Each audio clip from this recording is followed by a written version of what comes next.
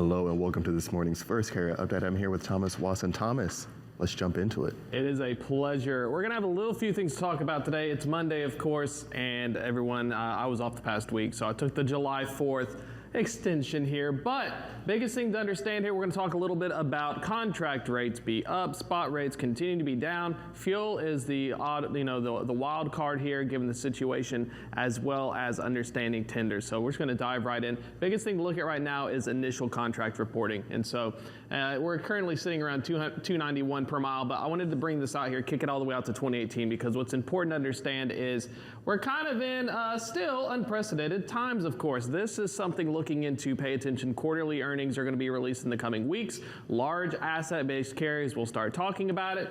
Looking at this number, you can kind of predict how well do you think their quarter is going to be, because it's still up there, and a lot of it based on mix and business is going to be heavily based on contract, upwards of 90% on average. So great number to look at as well. Kicking over to our next chart real fast here. Retail to wholesale fuel spread. You'll want to look at fuel because also the rich keep getting richer if you're a large carrier, unfortunately. The spread, $1.52. Literally, like, hurricanes were exciting times in the regards of tender volumes during the summer doldrums, but also because if fuel spiked up in the Gulf, you could make tons of money off the windfall. So I also did decide to take it all the way around by at least a year average. And this is important to look at. Small carriers don't really get the retail to wholesale fuel spread because they're buying it at the pumps. This is something to examine as well. Chart number 3, the excitement builds.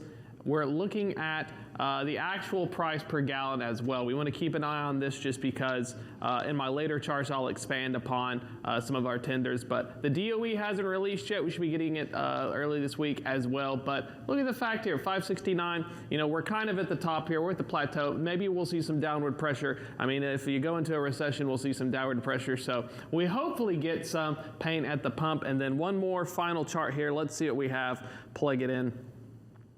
Should have something in regards to the NTI, 7-day average. So, earlier I said that contract rates were up, spot rates are down. And so we have OTRI, which is our outbound tender rejections, at 6.9%. A great way to look at it as rejections fall, spot rates will follow. Kind of a leading indicator here. There's a big correlation.